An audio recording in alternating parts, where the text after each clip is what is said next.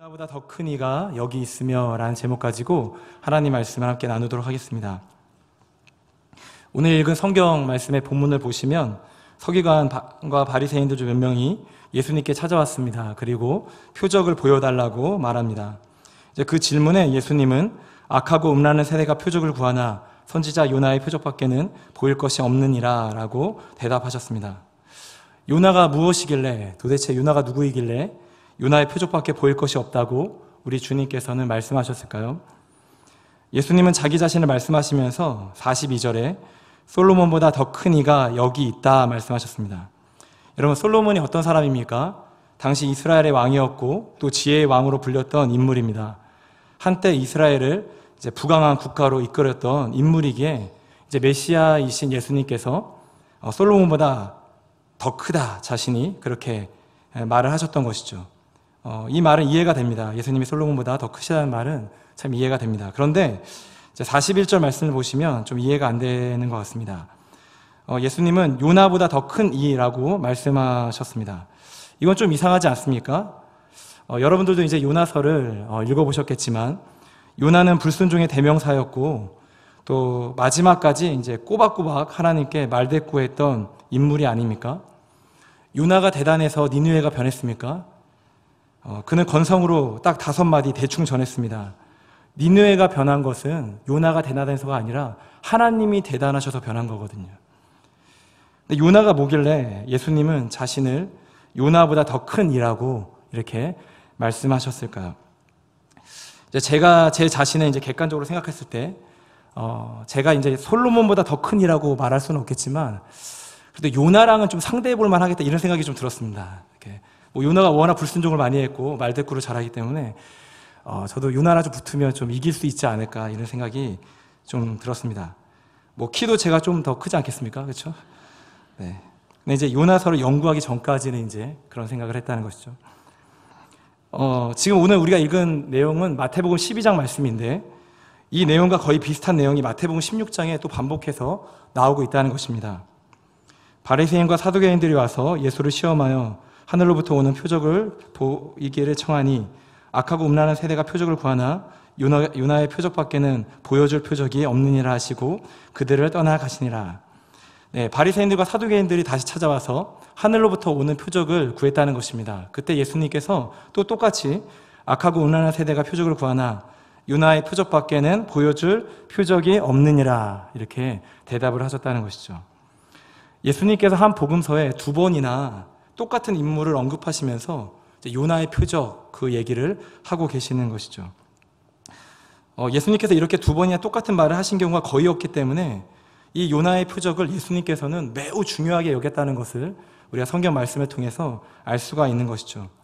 도대체 요나가 누구이길래 또 그가 무엇을 했기에 이렇게 요나의 표적밖에는 보여줄 것이 없다고 얘기하시고 자신은 요나보다 더 큰이라고 이렇게 비교하시면서 예수님께서 이야기를 하고 계실까요? 이제 이 내용을 이해하기 위해서는 이제 요나서로 이제 들어가 봐야 되겠죠. 요나서 1장 1절을 보시면 이렇게 써 있습니다. 여호와의 말씀이 아미떼의 아들 요나에게 임하니라 이르시되. 네, 요한은 기원전 8세기, 7세기, 8세기 때 이제 북이스라엘에 이제 여로보암 2세가 통치했던 시절에 이제 활동했던 선지자입니다. 이 요나서뿐만 아니라 이제 열왕기하 14장 25절에 보면 이 아미떼의 아들 요나에 대한 이제 이야기가 실려 있는데 우리 한번 앞에 보시고 같이 한 목소리 읽어보겠습니다. 시작. 이스라엘의 하나님 여호와께서 그의 종 가드에벨 아미떼의 아들 선지자 요나를 통하여 말씀치 여로보암이 이스라엘 영토를 회복하되 하맛 어귀에서부터 아라바 바다까지 하였으니. 네, 하나님께서 어느 한날에 요나에게 나타나셨습니다. 그리고 뭐라고 얘기하시냐면 지금 북쪽 국경의 긴 영역을 보강해서 아수르의 침략으로부터 지금 대비해야 된다 이렇게 말씀하신 거죠. 이 이야기를 듣고 이제 요나가 여로보암 2세에게 가서 이제 그 예언을 전했고 그 예언이 적중을 해서 하맛 어귀에서부터 아라바 바다까지. 하맛은 가장 위고요. 아라바는 가장 밑인데 하여튼 엄청난 영토를 이제 다시 회복하는 일이 이제 열왕기 하에 이제 기록되어져 있습니다. 이 여로보암 2세는 되게 악한 왕이었거든요. 그런데 이 요나 선지자 때문에 이렇게 악한 왕이었음에도 불구하고 엄청난 땅을 회복하게 되는 축복을 받게 되어진 것입니다. 이 이스라엘의 영웅과 같고 이 북이스라엘의 대표적인 선지자 아미떼의 아들 요나에게 이제 하나님께서 나타나셨다는 것이죠. 그리고 명령을 내리셨습니다. 우리 2절 말씀을 함께 같이 읽겠습니다. 너는 일어나 저 큰 성읍 니느웨로 가서 그것을 향하여 외치라. 그 악독이 내 앞에 상달되었음이니라 하시니라. 여러분, 지금 아수르의 침략으로부터 조국을 지킨 애국자 요나, 고국에서 대접받던 영웅이었던 요나 선지자에게 지금 하나님께서 나타나셔서 뭐라고 명령을 하시냐면 적국 아수르의 수도인 느느웨에 가서 심판을 선포하라, 그렇게 말도 안 되는 명령을 하시는 것이죠. 그래서 3절에 보시면 요나가 어떻게 반응하고 있냐면, 그러나 요나가 여호와의 얼굴을 피하려고 일어나 다시스로 도망하려 하여 요바로 내려갔더니 마침 다시스로 가는 배를 만난지라. 여호와의 얼굴을 피하여 그들과 함께 다시스를 가려고 백사스를 주고 배에 올랐더라.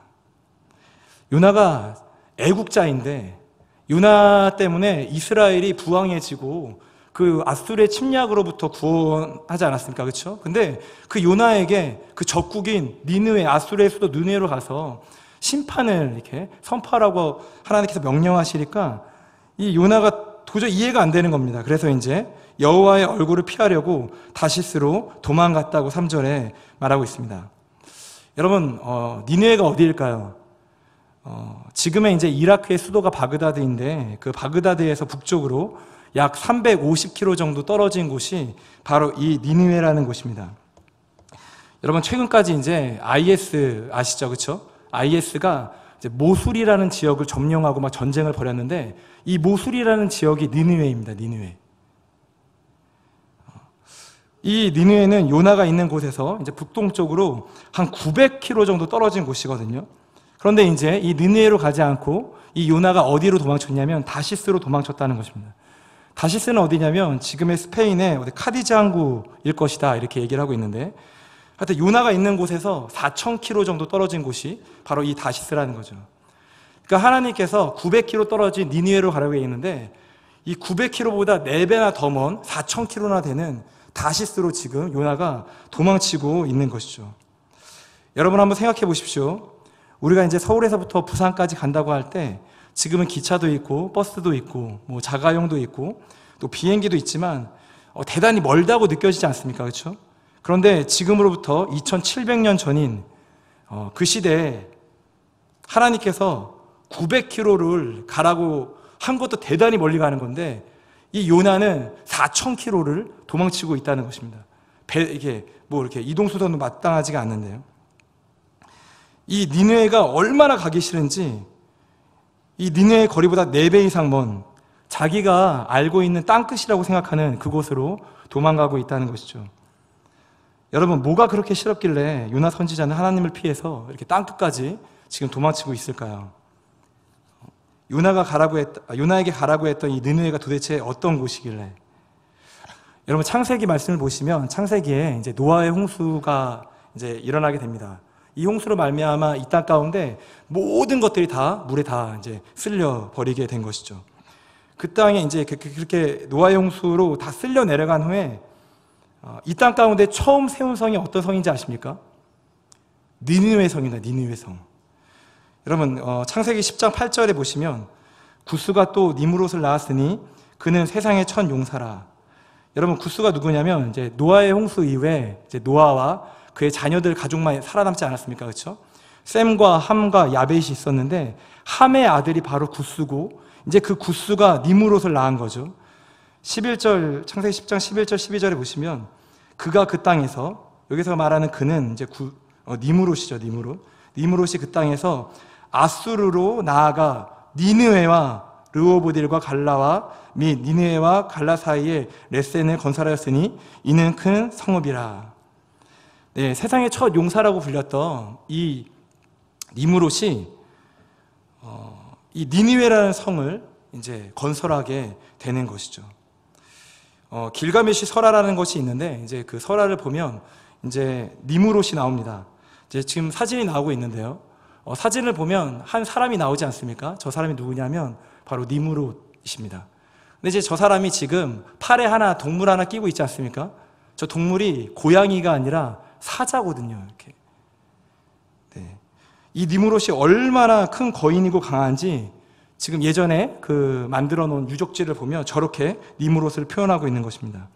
창세기 10장 9절에도 말씀을 보시면 싸움을 잘하고 힘센 사람을 니무롯같이 용감한 사냥꾼이다 말할 정도로 엄청난 능력을 가졌던 사람이 바로 이 니무롯이죠. 이 니무롯이 도시국가를 형성하기 시작했는데 이제 그가 창세기 11장에 보면 정말로 악한 짓을 하나 행하죠. 뭐냐면 바로 바벨탑을 쌓는 일이었습니다. 이 세상의 그 큰 용사였던 이 니무롯이 이 니느웨 성을 건설했으니 그 성이 얼마나 크고 강력했겠습니까? 이제 고고학자들이 지금 그 모술 지역에 있는 그 니느웨 성을 이제 발굴해냈더니 성벽 높이가 30m, 네, 아파트 10층 높이가 되고요. 그 성벽의 그 폭이 어느 정도 되냐면 전차 2대가 나란히 지나갈 수 있는 폭이 정도 된다고 합니다. 어마어마하죠. 경비병들이 파수를 볼 수 있도록 성곽 주변에 세워놓은 탑이 몇 개였냐면 1,500개 정도 되었다고 합니다. 대단한 성 아닙니까? 그런데 이제 그 니느웨 성에 이제 아수르인들이 살고 있는 것이죠. 그런데 얼마나 잔인했는지 모릅니다. 이제 그들이 했던 정책 중에 하나가 뭐냐면 바로 이 공포와 잔혹함이었습니다. 이제 주변국들에게 이제 어떤 협상을 하고 타협을 하면서 끌어들이는 것이 아니라 공포감을 주고 아주 잔인하게 대하면서 그들을 이제 식민지로 이렇게 삼아버리는 것이죠. 아수르가 행했던 많은 무언들이 이제 기록되어져 있는데 이제 그 나라가 어떤 잔인한 일을 행했냐면 코와 귀와 손가락을 자르는 건 이제 기본적인 것이고요. 이제 많은 군인들의 그 눈을 이제 살아있는 채로 뽑아버리고 또 반역한 자들을 산채로 껍질을 벗겨서 그 인피를 성벽에 이렇게 널어 놓았다고 합니다. 어떤 비문에 보면 이제 아수리인들이 이제 이렇게 배반하거나 이렇게 반항을 한 사람들은 이제 창으로 이제 항문을 찔러 넣어서 목까지 찔러서 이제 그렇게 이렇게 걸어 놓는 그런 사형 집행까지 저질렀다는 기록이 있습니다. 그런 잔인한 짓을 하면서 이제 쾌감을 느끼고 이제 이런 짓들을 하면서 이제 주변에 있는 나라들을 굴복하게 만들었던 것이죠. 특별히 성경을 보시면 이 아수르만큼 이스라엘을 괴롭혔던 민족도 없다는 것이죠. 이 요나 시대에도 이 아수르인들 때문에 많은 피해를 보지 않았겠습니까? 그들의 잔인함 속에서 많이 당하지 않았겠습니까? 이스라엘의 적국, 이 적국인 니느웨에 가서 이제 회개를 외치라는 이 요나의 명령은, 요나에게 주신 하나님의 명령은 이제 요나가 이해할 수가 없었고 이제 그 말씀에 이제 순종할 수가 없는 것이죠. 이제 아버지가 독립군이었는데 이제 일본 순사에 잡혀서 고문을 당하고 죽은 것입니다. 어느 날 하나님께서 이제 이 아들에게 나타나셔서 일본으로 가서 복음을 전하라, 회개를 외치라 말한 것이죠. 여러분, 그 아들이 아버지의 원수인 일본으로 가겠습니까? 만주로 가겠죠. 독립군이 되려고. 여러분, 지금 이 요나의 판단도 적국 니느웨라고 하라고요? 말도 안 돼요. 저를 어떻게 보시고 그런 명령을 내리실 수 있습니까? 이런 마음을 가지고 900km가 아니라 4000km를 그냥 도망치고 있다는 것입니다. 그런데 이렇게 하나님의 말씀에 불순종함으로 도망치면 좀 잘 안 풀려야 될 것 같은데 또 잘 풀립니다. 우리도 이제 인생을 살아가다 보면 하나님의 말씀에 불순종하고 하나님 뜻대로 살아가지 않은 많은 사람들이 되게 잘 풀리는 경우를 되게 많이 보지 않습니까? 그렇죠? 우리 요나서 1장 3절 말씀을 한번 같이 읽어보겠습니다. 그러나 요나가 여호와의 얼굴을 피하려고 일어나 다시스로 도망하려 하여 요바로 내려갔더니 마침 다시스로 가는 배를 만난지라. 여호와의 얼굴을 피하여 그들과 함께 다시스로 가려고 백삭스를 주고 배에 올랐더라. 지금 다시스로 도망하려고 요바로 내려갔는데 거기서 마침 다시스로 가는 배를 만났다는 거예요. 마침 준비나 되었다는 듯이. 하나님의 뜻이 아님에도 불구하고 지금 일이 술술 풀리고 있다는 것입니다. 이 배가 기다렸다는 듯이 그 요바 항구에게 정박이 딱 되어 있고 딱 출발하기 바로 직전인 것이죠. 저는 이제 공부하고자 하는 마음이 늘 있는데 이번 이제 아프리카 선교를 갔더니 마침 그 선교사님이 박사학위를 가지고 계세요. 이렇게 아프리카 남아공에 이제 유명한 신학교 3개가 있는데 이제 프리토리아, 그 다음에 포체스트룸, 그 다음에 스텔렌보시라는 유명한 신학교 3개가 있습니다. 이 선교사님께서 안식년 때마다 이 남아공에 있는 프리토리아라는 신학교에 가서 공부를 하셔가지고 박사학위까지, 이제 아프리카 신학이라는 주제를 가지고 박사학위까지 따신 거예요. 그래서 저한테 만났는데 계속 이제 어떻게 공부하면 좋은지, 어떻게 준비하면 좋은지 그런 얘기를 저한테 너무 많이 하시는 거예요. 그래서 왜 갑자기 나한테 이런 얘기를 하시지? 마침 왜 이런 선교사님을 만나게 됐을까? 한국에 돌아왔습니다. 이제 아는 목사님들을 몇 명 만났는데, 근데 마침 또 남아공에 있는 스텔렌보시에 대해서 너무 잘 알고 있는 목사님 만난 거예요. 그러니 그분이 뭐라고 얘기하냐면, 총신 출신 많은 목회자들이 거기서 지금 공부하고 있는데 자기가 연결시켜주겠다. 연락처 너 필요하기만 하면 알려주겠다, 이렇게 얘기를 하는 거예요. 마침. 그렇죠? 그리고 나서 이제 서준이와 서인이 책 좀 사주려고 종로 2가에 있는 알라딘 중고 서점에 갔습니다. 아이들 책을 사주고 나오려고 하는데 마침 책 한 권이 딱 눈에 보이는데 어떤 책이냐면 남아공 내비게이션. 그 책이 번쩍 걸면서 제 눈에 띄는 거예요. 그래서 제가 당연히 사지 않았겠습니까? 그래서 그 책을 이제 정독을 하고, 저는 이미 남아공에 대해서 되게 전문가고 박사입니다. 네. 그러니까 마침 이거 남아공으로 가라는 하나님의 뜻이 아닌가 이런 생각이 들었습니다. 그래서 제가 아내한테 이제 계속 일주일 동안 남아공 이야기만 하고 내 아들한테도 계속 남아공 사진을 보여줬죠. 오늘 제 아들과 딸이 이제 전쟁기념관에 가서 그것들을 구경하고 왔는데 돌아와서 뭐라고 얘기하냐면 전쟁 나면 어떻게 하냐는 것입니다. 그러니까 우리 집 무너지면 할머니 집 가면 되지. 그러니까 할머니 집 무너지면 어떻게 돼? 그래서 할머니 집 무너지면 우리 더 멀리 있는 우리 친할머니 집 가면 되지. 그러니까 친할머니 집까지 무너지면 어떻게 되냐는 걸 이렇게 저한테 물어봤습니다. 그래서 제가 대답을 못 하고 있는데 어디로 도망치지 이렇게 생각하고 있는데 이제 아들이 뭐라고 얘기하냐면 아빠가 그렇게 말하던 남아공으로 가면 되겠네 이렇게. 그러니까 많이 얘기했죠 제가. 왜냐하면 이게 마침 하나님 뜻 아닙니까, 그렇죠? 네. 여러분 남아공이 어디 있는지 아십니까? 제가 지도를 준비했는데 저희 아프리카인데 저 아프리카 빨간색 아프리카의 가장 끝이 저 남아프리카 공화국이거든요. 근데 이제 그곳에서도 가장 끝에 뭐가 있냐면 희망봉이라고 있는데 이 다음 사진을 보시면 남아공 이 다음 사진도 있는데 하여튼 저 끝에 이제 희망봉이라고 있는데 그 희망봉이 어떤 도시냐면 저 케이프타운이라는 도시입니다. 바로 저기에 고 김주식 선교사님의 장인어른이신 이광호 선교사님께서 이제 사역을 하고 계신 곳이죠. 이제 그 근처에 이제 스텔라모시라는 유명한 신학교가 있는 것이죠. 다시스는 요나가 아는 땅끝이라고 했다면 이제 제가 갈 수 있다고 생각하는 땅끝이 어디냐면 저 남아공에 있는 저 케이프타운, 저기가 저의 이제 땅끝이었습니다. 근데 여러분 이렇게 요나에게 마침 배가 왔지만 이게 하나님의 뜻입니까? 아니죠. 우리 4절을 함께 같이 읽어보겠습니다. 4절 말씀입니다. 여호와께서 큰 바람을 바다 위에 내리심에 바다 가운데에 큰 폭풍이 일어나 배가 거의 깨지게 된지라. 큰 바람과 큰 폭풍이 불기 시작했다는 것이죠. 요나가 결국은 물에 던져지게 되었다는 것입니다. 하나님께서 이제 자연을 사용하셔서 요나의 뜻을 꺾어버리신 것이죠. 4절에 보시면 바다 가운데에 큰 폭풍이 일어나 배가 거의 깨지게 됐다 이렇게 얘기하고 있습니다. 여러분 여기 보니까 배가 깨지게 됐는데 거의 깨졌다는 거예요. 여러분 이 거의라는 말은 삶과 죽음을 갈라놓는 단어입니다. 여러분 깨지면 죽는 거예요. 근데 거의 깨진다는 얘기는 지금 죽기 바로 일부 직전이라는 거죠. 그렇죠? 이 불순종하고 도망치는 요나의 배를 하나님께서는 부서지기 바로 직전까지 이렇게 공격을 하셔서 이렇게 폭풍과 바람을 일으키셔서 이 요나를 돌이키셨다는 것입니다.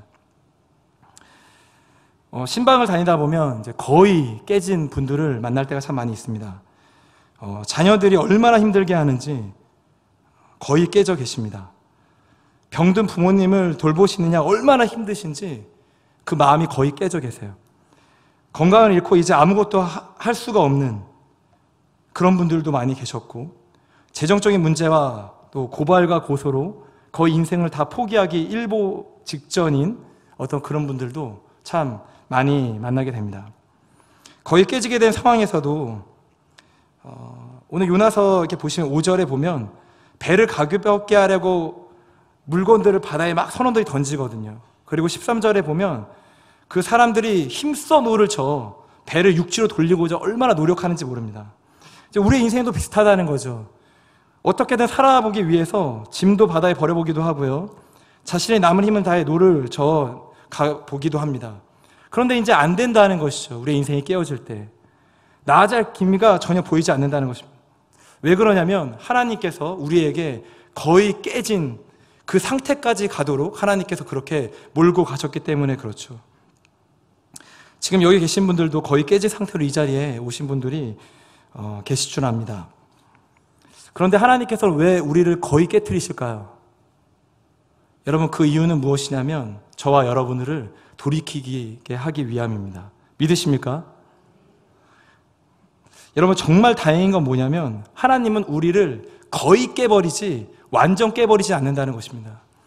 제가 마태복음 읽다 보니까 이사야의 말씀을 인용해서 이런 말씀이 있더라고요. 상한 갈대를 꺾지 아니하며 꺼져가는 심지를 끄지 아니하신다. 할렐루야. 여러분, 하나님 그런 분이세요. 하나님은요, 우리를 구원하시고 우리를 돌이키는 데 관심이 있으신 분이시지 우리를 죽이고 심판하고 깨는 데 관심이 있으신 분이 아니시라는 것입니다.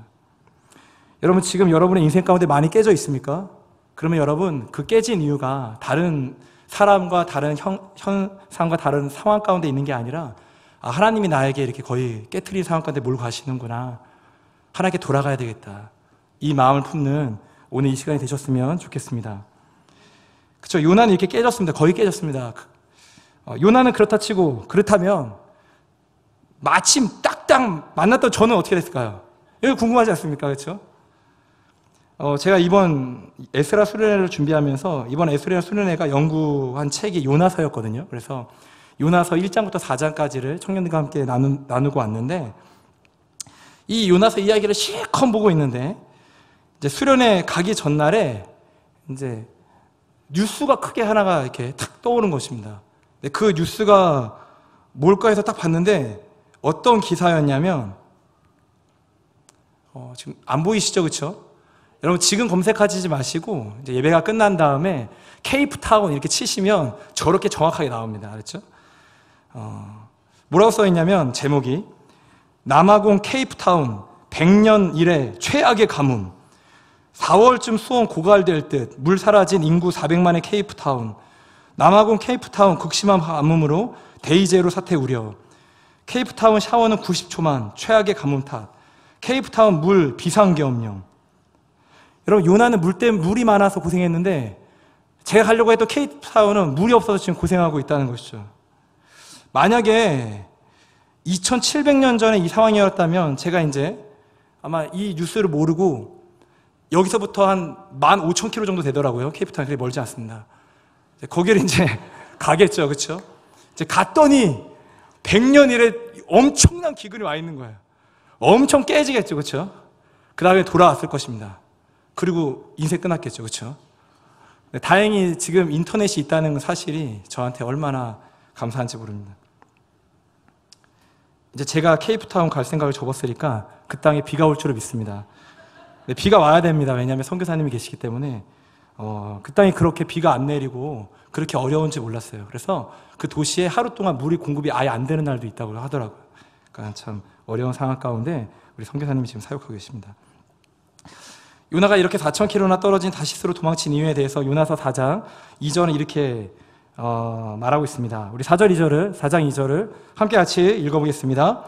여호와께서 이르시되 내가 고국에 있을 때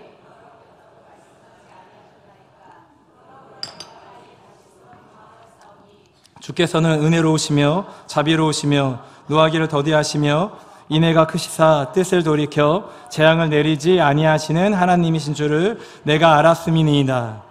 그러므로 내가 빨리 다시스로 도망하였사오니, 이렇게 얘기하지 않습니까? 요나는 하나님의 의도를 처음부터 알고 있었다는 거예요. 요나는 1장 1절 부르심을 받을 때부터 요나는 알고 있었습니다. 무엇을요? 하나님이 적국 니느웨를 회복시키시고 구원하실 줄을 알았다는 것입니다. 요나는 하나님께서 맡기신 이 임무가 실패할까봐 두려웠던 게 아니라 성공할까봐 두려웠던 거예요. 요나는 모르고 있다가 물고기 뱃속에서 깨달은 게 아니고요. 그는 하나님이 어떻게 하실지 처음부터 다 알고 있었기 때문에 이 니느웨로 가지 않고 다시스로 지금 처음부터 도망쳤다는 것입니다. 제가 한 달 동안 요나를 연구하면서 이 요나는 참 대단한 선지자다 이렇게 느껴졌습니다. 왜 그러냐면 이 요나서 2장을 보면 요나가 그 물고기 뱃속에서 이제 기도한 내용들이 있는데, 이 기도한 내용들이 자기가 지어낸 기도 제목들, 기도 내용들이, 그 내용들이 아니라 다 다윗의 시편에서 갖고 왔던 내용들이었던 거예요. 그리고 이 솔로몬이 했던 그 내용들을 가지고 와서 그 말씀, 자기 이전에 하나님이 말씀하셨던 그 기록된 말씀을 인용해서 하나님께 기도하고 있는 것을 보게 되어집니다. 요나의 이름이 뜻이 뭐냐면 멍청하고 어리석은 비둘기거든요. 그런데 우리가 이렇게 뜻은 그렇지만 우리가 무시할 수 있는 사람이 아니라는 거예요. 그는 구약에 아주 정통했던 사람이고 당대 최고의 선지자였고 이스라엘을 누구보다 사랑했던 사람입니다. 왜 이 요나가 이렇게 악착같이 도망치고 하나님의 뜻과 평행성을 이루고 있는지 우리가 한번 요나의 입장에 들어가 본다면 우리는 충분히 이해할 수가 있는 것이죠. 여러분, 아수르는 멸망을 받을 만큼 요나서 1장 2절에 보시면 악이 하나님 앞에 상달되었던 도시였습니다. 이 아수르가 얼마나 악한 사람들인지 몰라요. 이 아수르, 이 니느웨가 얼마나 이스라엘 사람들을 괴롭혔던 사람들인지 모릅니다. 요나는 자신보다 앞서서 활동했던 수많은 선지자들의 예언들을 이미 알고 있었거든요. 이미 앞에서 예언했던 그 수많은 선지자들의 내용에 정통했던 선지자가 바로 이 요나였기 때문에 그렇습니다. 근데 특별히 이 요나가 어떤 한 예언에 대해서 너무나 잘 알고 있었는데 그 예언이 무엇이었냐면 하나님께서 말씀하시기를 아수르를 사용해서 이스라엘을 멸망시키겠다, 이 예언이었습니다. 요나 이전의 선지자들이 그 예언을 했다는 것이죠. 결국은 나중에 이 북이스라엘이 아수르에게 멸망당하지 않습니까? 여러분, 그렇다면 지금 이 아수르 니느웨의 용서와 회복은 누구에게 재앙입니까? 이스라엘에게는 끔찍한 재앙이 되는 거예요. 여러분, 지금 요나는 이스라엘의 대표적인 선지자입니다. 이 요나 선지자가 자신의 국가를 멸망시킬 아수르의 수도에 들어가 용서와 회복을 전하는 이 말씀에 도저히 순종할 수가 없는 거예요. 나는 이스라엘 조국을 사랑하거든요. 조국을 생명과 같이 사랑하는 선지자인데 이스라엘을, 자기 조국을 멸망시킬 그 나라가 회복되는 것을 빌려가는 것이 이 요나에게 도저히 납득되는 어떤 하나님의 명령이었겠습니까? 이 요나가 물고기 속에서 살아나와서 니느웨로 가는 모습을 우리가 보게 되었죠. 우리가 이 모습을 보면서 아, 요나 정신 차렸구나, 이제 자신의 뜻을 접었구나 이렇게 생각할 수도 있지만 여러분, 전혀 그렇지 않습니다. 여러분, 3장 4절에 보시면 이 니느웨는 사흘길 동안 결국 이렇게 3일 정도 돌아야지만 다 돌 수 있는 곳이라고 적혀 있는데 이 요나는 며칠 동안 하나님의 복음을 선포하냐면 단 하루 동안 다니면서 외치는 것을 볼 수가 있습니다. 근데 그가 전한 메시지도 온전한 복음이 아니에요. 딱 절반의 복음입니다. 회개라는 말이 없어요. 딱 히브리어로 딱 5마디 말인데 오드, 아르바임, 욤, 니느웨, 네으, 파케트, 이 5마디 딱 이 말만 하고 하루 동안 지나가는 것입니다. 40일이 지나면 니느웨가 무너지리라. 요나는 이렇게 말하고 이 니느웨가 망하기를 간절히 바랬다는 거예요. 근데 요나가 이렇게 했음에도 불구하고 결과는 말도 안 되는 상황이 일어났다는 것입니다. 우리 5절, 6절 말씀 우리 함께 같이 읽겠습니다. 니느웨 사람들이 하나님을 믿고 금식을 선포하고 높고 낮은 자를 막론하고 굵은 베옷을 입은지라. 그 일이 니느웨 왕에게 들림에 왕이 보좌에서 일어나 왕복을 벗고 굵은 베옷을 입고 죄 위에 앉으니라. 여러분, 요나가 그토록 싫어했던 그 아수르 니느웨가 회개하기 시작했다는 거예요. 요나가 자신이 그렸던 최악의 상황이 지금 눈앞에서 막 일어나고 있는 거예요. 여러분, 이거 얼마나 당황스럽겠습니까, 이 요나가? 여러분, 그래서 요나가 4장 1절에 보시면 요나가 매우 싫어하고 성을 냈다. 그 다음에 4장 2절에 보시면 여호와께 기도하는 것입니다. 이럴 줄 알았다니까요. 하나님이 용서할 줄 알았다니까요. 하나님이 인자하시고 자비하시며 노하기를 더디하셔서 이렇게 구원하실 줄 알았다고요. 내가 이래서 안 오려고 했어요. 이렇게. 저도 한번 생각해 봤습니다. 내가 만약 요나라면 나는 이런 상황 가운데 어떤 기도를 드릴까? 제가 기도문 하나를 적어보았는데 여러분 한번 들어보십시오. 하나님, 어떻게 이놈 저놈 다 사랑하실 수가 있습니까? 이번에 보니 짐승까지 다 회개하더군요. 진짜 개나 소나 다 구원받는 상황이네요. 이렇게 다 사랑하시면 하나님께 선택받은 우리가 나은 점은 무엇이 있습니까? 우리와 이방인들 사이에 별 구분이 없지 않습니까? 하나님이 원수를 사랑하시면 우리가 뭐가 됩니까? 아무 특권이 없지 않습니까? 그래야 하나님 용서하실 수 있습니다. 그리고 모든 사람을 사랑하실 수 있습니다. 그런데 그 잔인한 니느웨만큼은 하나님이 심판하셔야 되는 거 아닙니까? 저는 하나님께서 사랑하시는 백성의 대표 선지자입니다. 지금까지 하나님의 뜻대로 순종하며 살았습니다. 하나님께서는 누구보다도 잘 아시잖아요. 그런데 싫다는 사람을 불러서 원수의 나라까지 와서 하나님의 심판을 예고까지 했습니다. 40일 지나면 니느웨가 망한다면서요. 그런데 지금 다들 회개하고 있네요. 그런데 저들 회개는 곧 우리에게 재앙이라는 것을 저는 알고 있습니다.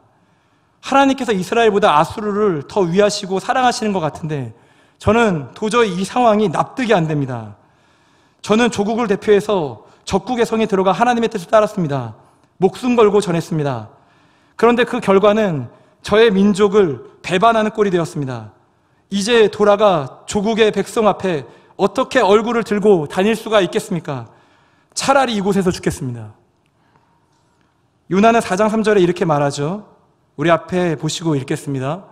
여호와여 원하건대 이제 내 생명을 거두어 가소서. 사는 것보다 죽는 것이 내게 나음이니라 하니. 여러분 8절에도 보시면 스스로 죽기를 구하여 이르되 사는 것보다 죽는 것이 내게 나으니라 하니라. 여러분 하나님께 2번이나 자신을 죽여달라고 그렇게 선지자 요나가 부르짖고 있는 여러분 이 마음이 여러분들은 이해가 되십니까? 여러분 이 이후의 뒷이야기는 여러분이 잘 아실 것입니다. 하나님께서 요나에게 박넝쿨을 주셔서 이제 쉼을 주시죠. 그런데 박넝쿨뿐만 아니라 모두 주시죠. 벌레도 주셨어요. 그래서 박넝쿨을 다 갉아먹게 되어지고 요나가 뜨거운 동풍과 햇볕에서 다시 죽여달라고 이렇게 부르짖고 있는 모습을 우리가 말씀을 통해서 보게 되었습니다. 요나서의 결말은 하나님이 요나에게 이르시되 내가 이 박넝쿨로 말미암아 성내는 것이 어찌 옳으냐.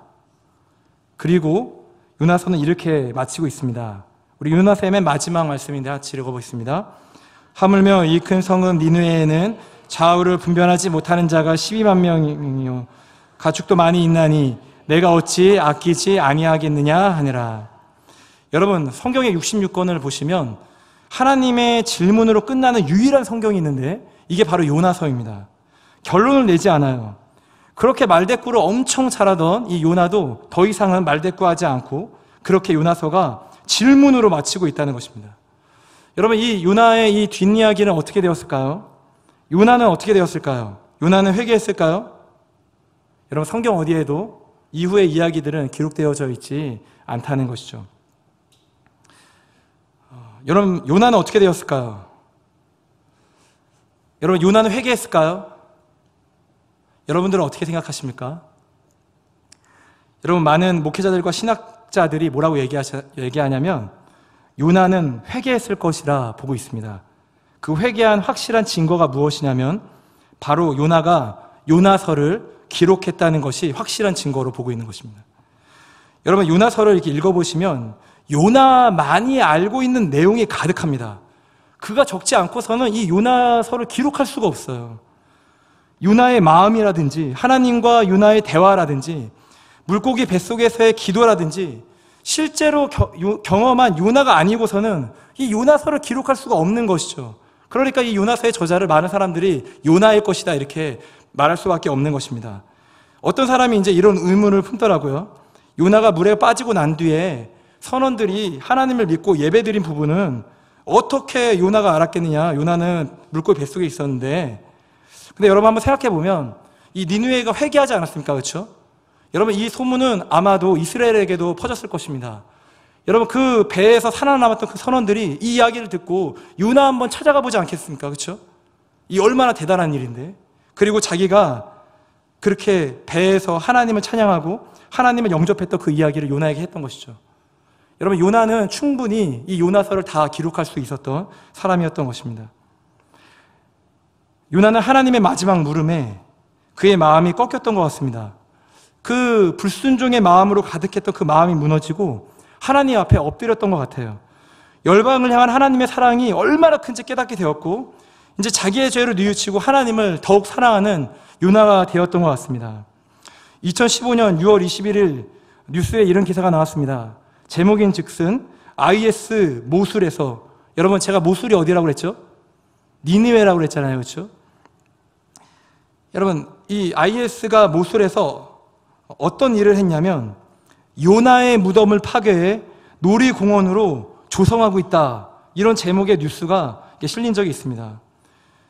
IS가 2014년 7월 24일에 모술에 있는 요나의 무덤 위에 지은 모스크를 폭파하고 이제 거기에 놀이동산을 지금 짓고 있다는 기사였습니다. 여러분 요나의 무덤이 어디에 있었는가 봤더니 니느웨에 있는 거예요. 모술에 있는 것입니다. 여러분 이스라엘의 대표 선지자가 왜 니느웨에서 죽었을까요? 왜 그는 고국으로 돌아가지 않았을까요? 여러분 그는 900km 니느웨가 가기 싫어서 4000km는 다시스, 그 아수르가, 그 니느웨가 너무 싫어서 도망쳤던 선지자 아닙니까? 근데 왜 그 선지자는 살아남았는데 왜 거기에서 왜 조국으로 돌아오지 않고 왜 끝까지 니느웨에 머물렀을까요? 그 아수르를 그렇게 미워했던 요나가 하나님을 만나고 난 후에 아마도 완전히 변했던 것 같습니다. 그곳에서 머물면서 하나님의 사랑을 전했던 것 같아요. 원수의 나라였는데 하나님을 만나고 나서는 그 백성까지도 사랑하면서 그곳에 있었던 것이죠. 결국 그는 그곳에서 묻혔습니다. 지금은 무덤조차 있지 않죠. 여러분 요나서 말씀을 잘 보시면, 요나의 말씀을 잘 보시면 처음부터 끝까지 요나는 손가락질과 조롱의 대상입니다. 그렇죠? 여러분 우리가 요나서 읽으면서 요나처럼 진짜 살면 안 돼, 이런 반면 교사의 대상으로 우리가 삼고 있지 않습니까?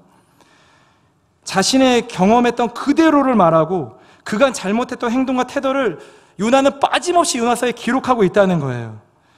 자기 정당화하는 내용을 한 번이라도 적을 수 있었을 것 같은데 그런 내용이 한 번도 없습니다. 자신의 모든 죄성을 다 노출시키고 하나도 가리지 않고 끔찍한 불순종을 다 드러내어 이 요나서를 기록하고 있다는 거예요. 여러분 이 요나서는 수천 년 동안 우리까지 전해지는 하나님의 말씀인데 이 자신의 이런 부끄러운 모습을 적고 싶은 사람이 어디 있겠습니까? 근데 여러분 왜 요나는 자신의 이 부끄러운 모습을 하나도 빠짐없이 다 일일이 다 적고 있는 것일까요? 여러분 그 이유는 하나님을 높이기 위함이라는 것입니다.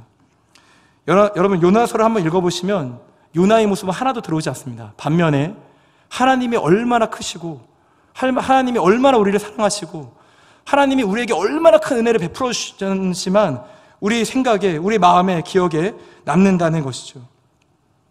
하나님의 사랑만 우리의 눈에 보인다는 것입니다. 불순종한 요나를 하나님이 얼마나 사랑하셨는지, 요나가 불순종하고 말대꾸는 했지만 인자하고 노하기를 더디하심으로 그분의 사랑이 얼마나 큰지, 우리의 죄가 멀리까지 미치지만 하나님의 은혜는 더 멀리까지 미친다는 것을 요나가 분명히 보여주고 있지 않습니까? 하나님은 우리를 도망을 허락하시지만 그 도망쳤던 곳에 먼저 도착하셔서 다시 우리를 인도하심을 보여주는 책, 그 책이 바로 요나서 아닙니까? 여러분 요나의 좋은 모습은 하나도 기억이 없습니다. 다만 하나님만 기억에 남는 책, 그 책이 바로 요나라는 것입니다. 요나는 요나서를 그렇게 적어 내려가고 있는 것이죠. 하나님을 드러내기 위해서, 그분의 사랑만을 드러내기 위해서 자신을 최악의 인물로 묘사하면서 그 부끄러운 모든 것들을 드러냈던 선지자, 그가 바로 요나였다는 것입니다. 어떻게 자신은 그렇게 손가락질을 받게 성경 내용을 쓰고 그렇게 함으로써 자신을 용서하신 하나님만이 모든 사람에게 기억에 남도록 그렇게 어떻게 기록할 수 있었을까? 어떻게 보면 이 요나는 정말 대단한 사람 아닙니까? 왜 예수님은 요나를 언급하셨을까? 여러분 그 의문이 풀리게 되었습니다. 여러분 이 요나처럼 대단한 사람이 어디 있겠습니까? 제가 요나랑 붙을 만하다고 생각해서 성경 봤는데 요나는 제가 상대할 수 있는 사람이 아니라는 것이죠. 내가 감춰주고 하나님이 드러나는 게 아니라 내가 공격을 받고 하나님을 드러나게 한 인물이 요나라는 것입니다. 여러분, 여러분들의 모습은 어떻습니까? 작은 일, 교회에서 아주 작은 일 하나 하고도 내 일을 한번 드러내고자 싶은 마음이 우리 마음에 가득하지 않습니까? 내 업적이 드러나고 내 능력이 드러나길 원하면서 우리가 교회에서나 세상에서나 그렇게 살아가고 있지 않습니까? 여러분 제가 요나서를 한 달 동안 보면서 제 마음 가운데 이런 소망이 생겼습니다. 나도 좀 이렇게 요나처럼 살았으면 좋겠다. 성도님들의 기억에 나의 못남, 나의 연약함, 나의 이기적인 모습, 나의 수많은 부족함들만 성도님들의 기억에 남게 되어지고 나중에 성도님들이 회자하면서 말하기를 그런 부족한 목사가 하나가 있었는데 그 목사 생각하면 하나님이 얼마나 위대하고 놀라우신지, 그 목사 생각하면 정말 부족한 종이었는데 그때 하나님께서 엄청 놀라우신 일을 행했던 걸 보면서 와, 하나님 참 대단하셨다. 그때 그 목사 별거 없었는데 하나님이 대단하셨다는 걸 느꼈어. 이런 말을 듣는 목회자가 되면 얼마나 좋을까, 이런 생각이 좀 들었습니다.